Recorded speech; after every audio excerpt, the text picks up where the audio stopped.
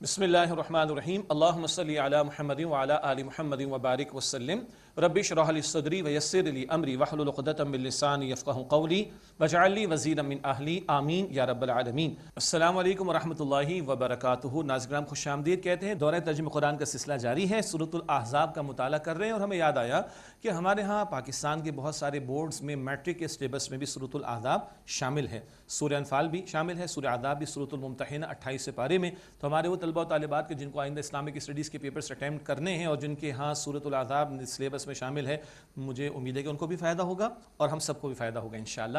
مطالعہ آگے بڑھاتے ہیں سورہ احزاب کی آیت نمبر 53 سے۔ اعوذ باللہ من الشیطان الرجیم، بسم اللہ الرحمن الرحیم۔ یا ایھا الذین آمنوا لا تدخلوا بیوت النبی الا ان یؤذن لکم، اے ایمان والو تم نبی علیہ السلام کے گھروں میں داخل نہ ہو سوائے اس کے کہ تمہیں اجازت دی جائے، الی طعام کھانے کے لیے، غیر ناظرین اناہ اس کے پکنے کی راہ نہ تکو، ولیکن اذا دعیتم لیکن جب تمہیں بلایا جائے، فادخلوا تب داخل ہو۔ یہ ہوا کب ہے؟ جب بی بی زینب رضی اللہ تعالی عنہا سے حضور علیہ السلام کا نکاح ہوا تو ولیمہ ہوا، اور اس وقت حالات ایسے تھے کہ بکری ذبح ہوئی، سالن تیار ہوا ہے، اللہ کے نبی علیہ السلام کے گھر میں کچھ لوگ آگے پہلے سے بیٹھ گئے، اور وہ تو حجرے تھے، بہت محدود سی جگہ تھی، اور پہلے ہی سے آگے کچھ لوگ بیٹھ گئے ہیں، تو ان کو توجہ دلائی گئی ہے کہ اس طرح نبی علیہ السلام کے اوقات کو ضائع کرنے کی بات نہ کی جائے۔ وَلَٰكِنْ إِذَا دُعِيتُمْ فَادْخُلُوا فَإِذَا طَعِمْتُمْ فَانْتَشِرُوا وَلَا مُسْتَأْنِسِينَ لِحَدِيثٍ لیکن جب تمہیں بلایا جائے تب تم داخل ہو، پھر جب تم کھانا کھا لو تو منتشر ہو جاؤ، چلے جاؤ، اور باتوں کے لیے جی لگا کر نہ بیٹھو۔ ان ذالکم کان یؤذی النبی، بے شک تمہاری بات نبی علیہ السلام کو ایذا دیتی ہے، تکلیف دیتی ہے۔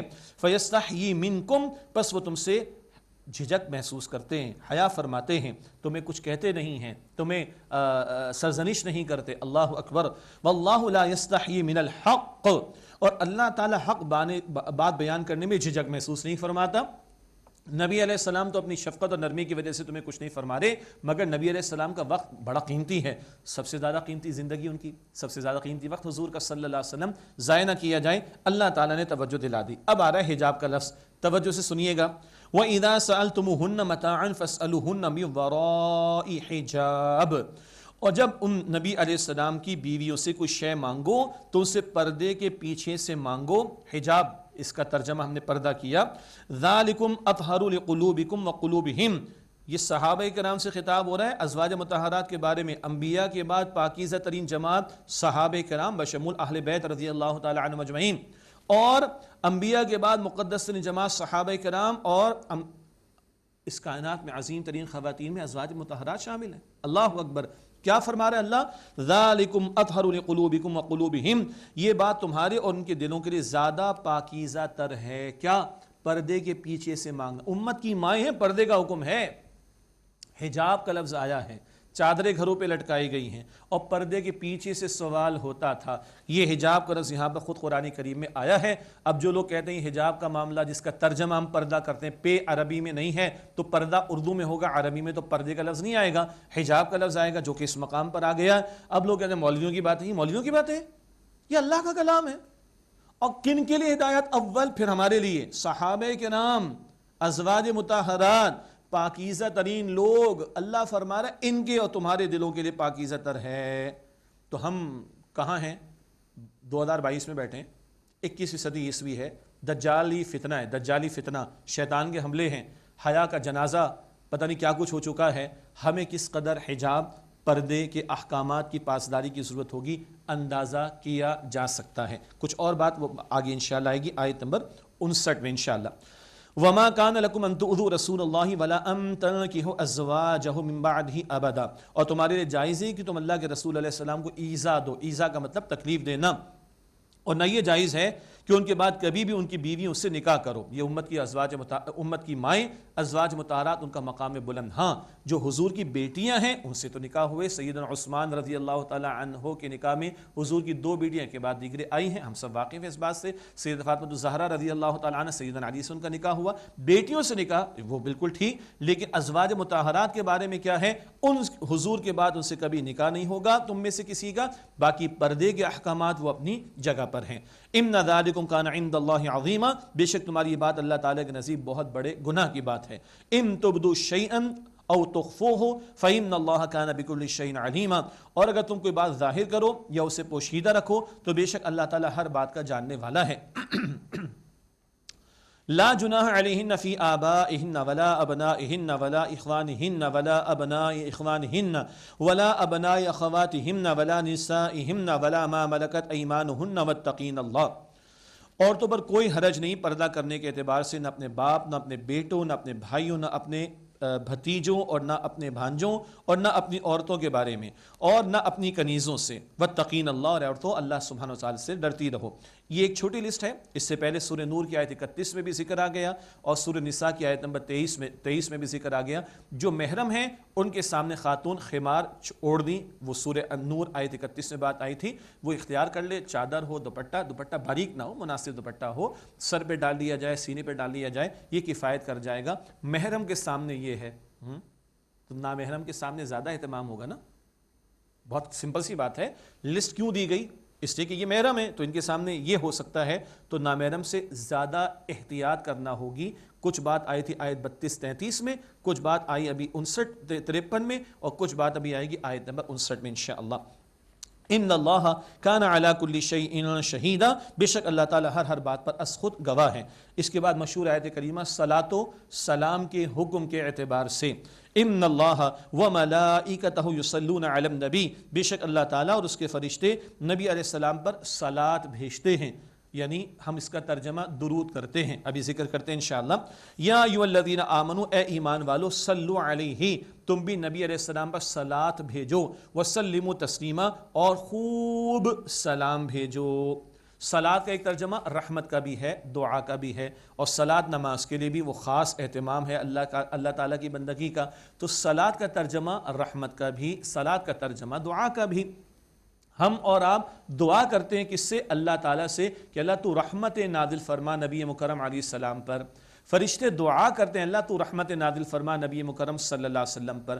اللہ صلاۃ اللہ کے لیے کہ اللہ رحمت بھیجتا ہے، رحمت نازل فرماتا ہے نبی مکرم صلی اللہ علیہ وآلہ وسلم پر۔ تو اللہ کا صلاۃ کا معاملہ رحمت بھیجنا، فرشتوں کا رحمت کی دعا کرنا۔ ہمیں حکم کیا ہے؟ صلاۃ بھیجو، حضور کے لیے رحمتوں کی دعائیں کرو۔ ہم پر اللہ تعالیٰ کے بعد سب سے بڑے احسانات کس کے؟ نبی مکرم علیہ السلام کے۔ محسن اعظم، محسن عالم کون ہے؟ محمد مصطفیٰ علیہ السلام۔ ہمارے پاس کیا ہے کہ ان کے سامنے پیش کریں؟ تو ہم اللہ ہی سے دعا کریں جس نے حضور کو رسول بنا کر بھیجا، رحمت للعالمین بنا کر بھیجا، جن کے ذریعے میں قرآن عطا فرمایا۔ اے اللہ تو ہی رحمت نازل فرما، ہم تو کچھ پیش نہیں کر سکتے۔ ایک یہ ہمیں حکم عطا ہو رہا ہے ایمان والوں کو۔ ایمان ہوگا تو صلاۃ کا بھی اہتمام ہوگا، سلام کا بھی اہتمام ہوگا۔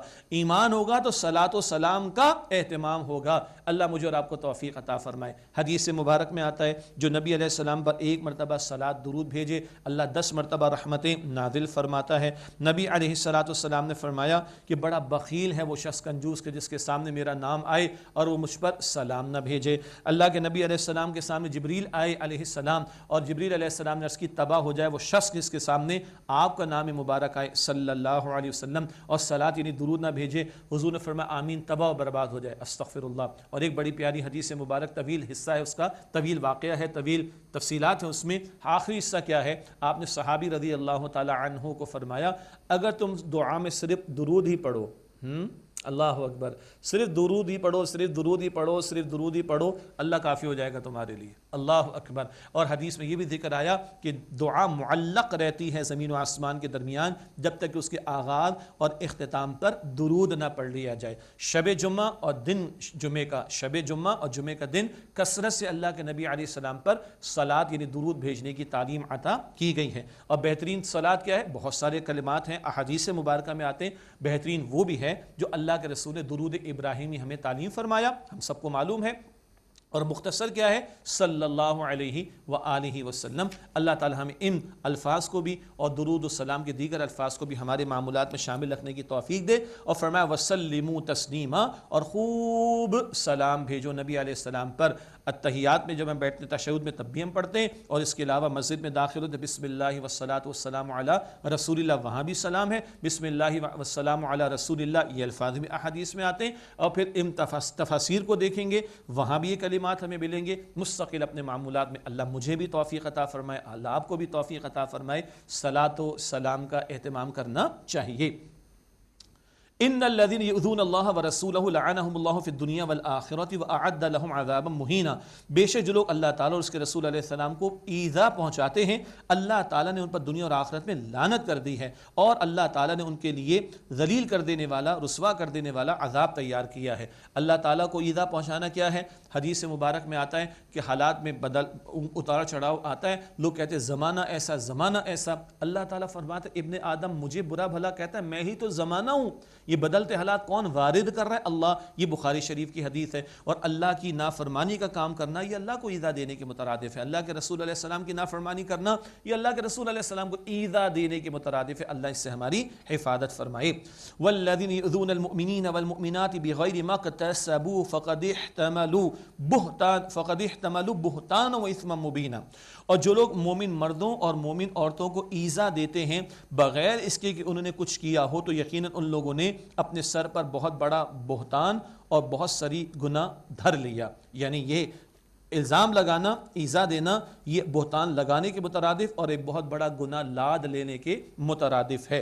اوباش قسم کے لوگ تھے, خاص طور پر منافقین میں سے مسلمان عورتوں پر آوازیں کستے تھے معاذ اللہ. ان کی طرف بھی اشارہ ہے, تفصیلات کچھ تفاسیر میں مل جائیں گی. اب اگلی آیت ہے آیت نمبر 59. یہ حجاب اور پردے کے احکامات کے ذیل میں اس صورت میں آخری آیت ہے. ارشاد ہوا یا ایھا النبی قل لازواجک وبناتک ونساء المؤمنین یدنین علیہن من جلابیبہن. اے نبی صلی اللہ علیہ وسلم اپنی بیویوں اور اپنی بیٹیوں اور اہل ایمان کی عورتوں سے فرما دیجئے کہ وہ اپنی بڑی چادروں میں سے اپنے اوپر سے لٹکا لیا کریں. ایک رائے گھونگھٹ نکال لینا. ذالک ادنی ان یعرفن فلا یؤذین. یہ اس بات کی زیادہ قریب تر ہے کہ ان کی پہچان ہو جائے تاکہ انہیں ستایا نہ جائے. وَكَانَ اللَّهُ غَفُورًا رَحِيمًا. اور اللہ تعالیٰ بہت بخشنے والا نہایت رحم فرمانے والا ہے. یہاں دیکھیے حضور کی بیویوں کا ذکر بھی آیا اور حضور کی بیٹیوں کا. 4 بیٹیاں اللہ تعالیٰ نے نبی مکرم صلی اللہ علیہ وآلہ وسلم کو عطا فرمائی. تو بیٹیاں اللہ تعالیٰ فرما رہے ہیں, عربی میں کم سے کم 3 کے لیے جمع کا صیغہ آتا ہے. حضور کی 4 بیٹیاں تھیں صلی اللہ علیہ وسلم. اور وَنِسَاءِ الْمُؤْمِنِينَ, ایمان والوں کی عورتوں کو بھی فرما دیجئے. تو پتہ چلا کہ یہ سارے احکامات صرف حضور کی ازواج مطہرات کے لیے نہیں ہیں, یہ عام مسلمان عورتوں کے لیے بھی ہیں. کیا حکم ہے یہاں پر؟ یدنین علیہن من جلابیبہن. اپنی جلباب کی جمع جلابیب. جلباب بڑی چادر جس سے پورا جسم ڈھانپ لیا جائے. تفصیلات تفاسیر میں دیکھیے گا. تو اپنی بڑی چادر میں اپنے اوپر سے لٹکا لے. اوپر کہاں سے شروع ہوتا ہے؟ ظاہر بات ہے سر سے. تو ایک مراد گھونگھٹ نکالنا, ایک مراد چہرے پر بھی کپڑا ڈال دینا, چاہے وہ نقاب کی شکل ہو جائے, اوپر سے ڈال لیا جائے, کوئی کپڑا لپیٹ, جو بھی شکل اس کی ہو سکتی ہے. امت کے بہت سارے مفسرین کا خیال اور اہل علم کا خیال یہی ہے, یہ چہرے کے پردے کے حوالے سے بات آ رہی ہے. گو کہ بعض اہل علم کی رائے یہ بھی ہے کہ چہرے کا پردہ ایک خاتون کے لیے فرض نہیں ہے. البتہ ایک بہت بڑی جماعت ہے مفسرین کی, اہل علم کی, جو چہرے کے پردے کے قائل بھی ہیں اور کچھ احتیاط ہی صحیح کہتے ہیں کہ اس کا تقاضا بھی یہ ہے, اور کچھ شدت سے قائل ہیں کہ اس کا اہتمام کیا جائے. ہم بھی دین کے ادنا طالب علم ہیں, ہم بھی ام عائشہ رضی اللہ تعالی عنہا کے چہرے کے نقاب کو احادیث مبارکہ میں پڑھتے ہیں. ہم بھی ام خلاد رضی اللہ تعالی عنہا کے نقاب کا ذکر احادیث مبارکہ میں پڑھتے ہیں.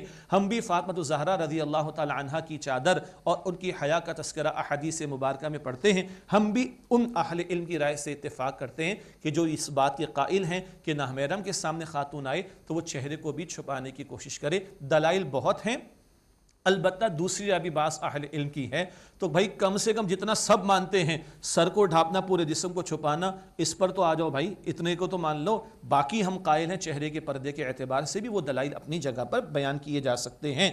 کیا فرمایا؟ ذالک ادنی ان یعرفن فلا یؤذین. یہ اس بات سے زیادہ قریب تر ہے کہ ان کی پہچان ہو جائے تاکہ انہیں ستایا نہ جائے. پتہ چل جائے کہ شریف زادیاں ہیں. باقی جو عورت بن ٹھن کر گھر سے نکلتی ہے پوری زینت اور آرائش کے ساتھ, تو عمل بھی اندر کے جذبات کا اظہار کر دیتے ہیں نا. کس کے لیے؟ آخر اندر کے جذبات کا اظہار ہو جاتا ہے باہر کے عمل سے, تو پھر لوگوں کو بھی موقع ملتا ہے اور لوگ بھی اس سے توقعات وابستہ کرتے ہیں. پھر وہاں تک بات پہنچتی ہے کہ نگاہ سے بات شروع ہوتی ہے اور کہاں تک بات جاتی ہے مجھے کچھ کہنے کی ضرورت نہیں ہے. اللہ تعالی ہماری بہنوں کو, بیٹیوں کو ہمت دے, توفیق دے. اس دجالی تہذیب کے وار جو ہم پر ہیں, یہ اللہ کی بندیاں ڈٹ کر اس کا مقابلہ کریں. اور اما عائشہ صدیقہ رضی اللہ تعالی عنہ کی حیا اور بی بی فاطمہ زہرا رضی اللہ تعالی عنہ کی چادر کی جو وراثت آج امت کی بیٹیوں اور ماؤں کے پاس ہے، وہ اس کا پورا بھرپور اظہار کر کے اپنا اللہ کے دین پر عمل کرنا اور اپنا حیا کا پیکر ثابت ہونا شو کر کے دکھائیں، پیش کر کے دکھائیں. مغربی معاشروں کے اندر، غیر مسلم معاشروں کے اندر ہماری امت کی بیٹیاں نقاب کر رہی ہیں. فرانس جیسے ملک کے اندر جہاں نقاب پر پابندی ہے، وہاں وہ جرمانہ بھی ادا کرنے کو تیار ہیں، مگر وہاں ہماری بہنیں اور بیٹے نقاب کر رہی ہیں. تو مسلمان معاشروں کی بیٹیوں کو آخر کیا ہو گیا ہے کہ انہیں بی بی فاطمہ الزہرا کی چادر اور اما عائشہ رضی اللہ تعالی عنہ کی حیا کوشچن مارک ہے، کیا پسند نہیں ہے؟ غور کیجئے گا. وَكَانَ اللَّهُ غَفُورًا رَحِيمًا، اور اللہ تعالیٰ بہت بخشنے والا، نہایت رحم فرمانے والا ہے. میں ایسی بہت ساری ہماری بہنوں کو جانتا ہوں جنہوں نے یہ مقامات قرآن کریم کے سنے، اور اللہ کی قسم بتایا گیا ہمیں خواتین کے ذریعے سے، ہمارے گھر کی خواتین کے ذریعے سے، کہ ان کی آنکھوں میں آنسو تھے اور اللہ نے ان کی زندگیاں بدل دیں. تو آج ہماری کوئی بہن بیٹی جو یہ سورہ احزاب سن رہی ہے، جو سورہ نور سن کر آ چکی ہے، اور آج دل میں کوئی خیال پیدا ہوا، یہ قدر کی رات اللہ تعالیٰ سے مانگیے، اللہ آپ کو ہمت دے گا، توفیق دے گا. کوئی کمی کوتاہی ہے، سورہ نور کی آیت 31 میں ہم نے پڑھ لیا تھا، توبہ کر لو بھائی. ڈٹنا نہیں ہے غلط بات کے اوپر، اڑنا نہیں ہے غلط بات کے اوپر، اپنی کوتاہی کو ہم تسلیم کر لیں اور اللہ سے مانگے، اللہ ہمت دے گا. اور جو ہماری بہنیں بیٹیاں حجاب و پردے کے شرعی احکامات پر عمل کر رہی ہیں، ہم دعا کریں اللہ تعالیٰ ان کو اور ہمت اور استقامت عطا فرمائے، اور اللہ مردوں کو بھی غیرت عطا فرمائے. حیا کا حکم عورت کے لیے بھی اور حیا کا حکم اس کے تقاضے مردوں کے لیے بھی ہیں. وَكَانَ اللَّهُ غَفُورًا رَحِيمًا، اور اللہ سبحانہ وتعالیٰ بہت بخشنے والا، نہایت رحم فرمانے والا ہے. پھر منافقین کا کوئی ذکر ہے. لَإِن لَمْ يَنْتَهِ الْمُنَافِقُونَ وَالَّذِينَ فِي قُلُوبِهِم مَرَضٌ وَالْمُرْجِفُونَ فِي الْمَدِينَةِ، اور اگر باز نہ آئے منافق اور وہ لوگ جن کے دلوں میں روگ یعنی مرض ہے، بیماری ہے، اور مدینہ میں جھوٹی افواہیں اڑانے والے، لَنُغْرِيَنَّكَ بِهِمْ ثُمَّ لَا يُجَاوِرُونَكَ فِيهَا إِلَّا قَلِيلًا، تو ہم ضرور اے نبی علیہ السلام آپ کو ان کے پیچھے لگا دیں گے، پھر وہ اس شہر یعنی مدینہ میں چند دن کے سوا آپ کے ہمسائے نہیں رہیں گے. ملعونینا، پھٹکارے ہوئے ہوں گے، مراد ان پر لعنت رحمت سے دوری ہوگی. اینما ثقفوا اخذوا وقتلوا تقتیلا، جہاں کہیں پائے جائیں گے پکڑے جائیں گے اور بری طرح وہ قتل کیے جائیں گے. اللہ اکبر. یہ سخت باتیں آئیں تو منافقین ان حرکتوں سے بعد آ گئے اور کوئی اس طرح کے اقدام کی نوبت ان کے لیے نہیں آئی. سنت اللہ فی الذین خلو من قبل، اللہ تعالیٰ کا یہی دستور طریقہ رہا ان لوگوں کے بارے میں جو پہلے گزر چکے. ولن تجد لسنت اللہ تبدیلا، اور آپ اللہ تعالیٰ کے دستور میں ہرگز کوئی تبدیلی نہیں پائیں گے. یسألک الناس عن الساعہ، آپ سے لوگ قیامت کے بارے میں سوال کرتے ہیں. قل انما علمها عند اللہ، آپ فرما دیجئے بے شک اس کا علم تو اللہ ہی کے پاس ہے. وما يدریک لعل الساعة تکون قریبا، اور اے مخاطب تمہیں کیا خبر کہ شاید قیامت قریب ہی ہو. ان اللہ لعن الکافرین واعد لهم سعیرا، بے شک اللہ تعالیٰ نے کافروں پر لعنت کی ہے اور ان کے لیے جہنم کی بھڑکتی ہوئی آگ تیار کی ہے. خالدین فیہا ابدا، وہ اس میں ہمیشہ ہمیشہ رہیں گے. لا یجدون ولیا ولا نصیرا، وہ نہ کوئی دوست پائیں گے اور نہ کوئی مددگار. بڑا سخت بیان ہے آگے عذاب کا. یوم تقلب وجوہہم فی النار، جس دن ان کے چہرے آگ میں الٹ پلٹ کیے جائیں گے، اوپر نیچے. بہت سخت بات ہے. فرائی پین کے اوپر کباب کو تلتے ہیں نا، اوپر نیچے مستقل پورے کباب کو آگ کی شدت ملے. استغفر اللہ، اللہم اجرنا من النار، اے اللہ ہمیں آگ کے عذاب سے بچا. یہ ان کے ساتھ ہو رہا ہوگا.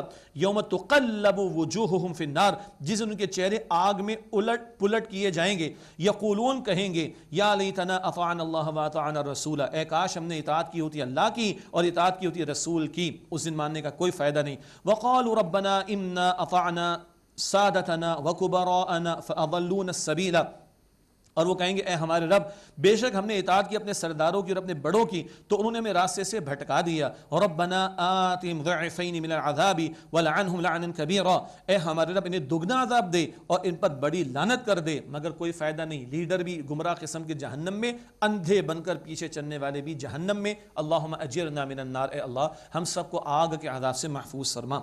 یا ایھا الذین آمنوا لا تکونوا کالذین آذوا موسیٰ فبرأہ اللہ مما قالوا، اے ایمان والو ان لوگوں کی طرح مت ہو جانا جنہوں نے موسیٰ علیہ السلام کو الزام لگا کر ستایا تو اللہ تعالیٰ نے انہیں بری کر دیا اس سے جو ان لوگوں نے کہا.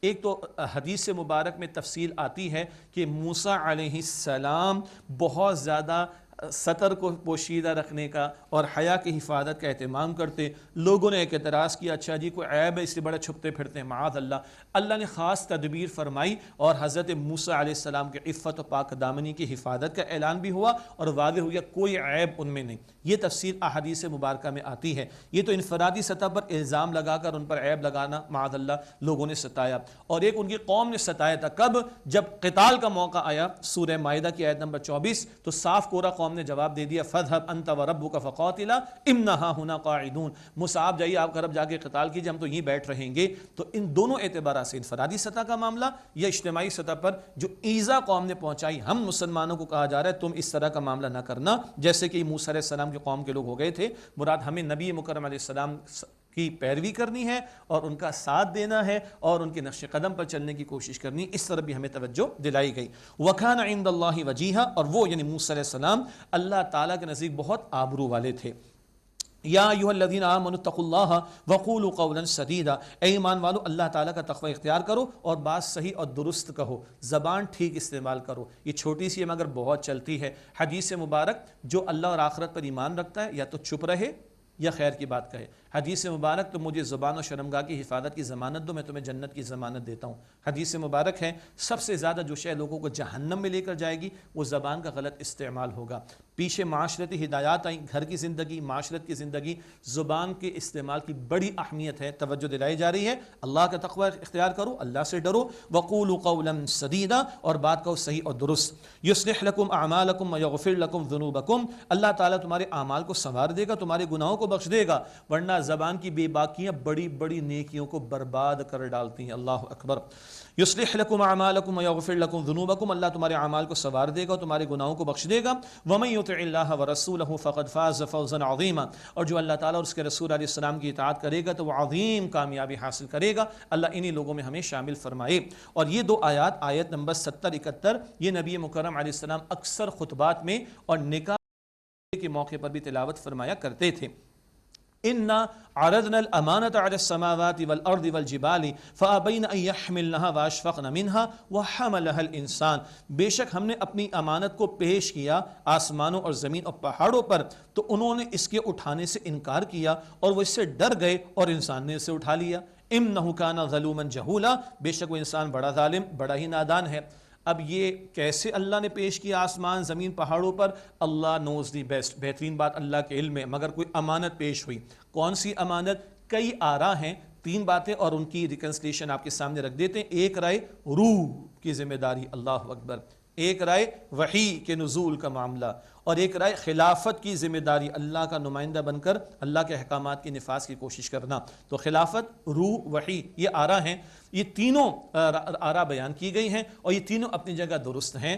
وحی کے ذریعے رہنمائی عطا ہوتی ہے خلافت کی ذمہ داری کو ادا کرنے کے لیے, اور شرف انسان اگر ہے تو وہ روح کی بنیاد پر.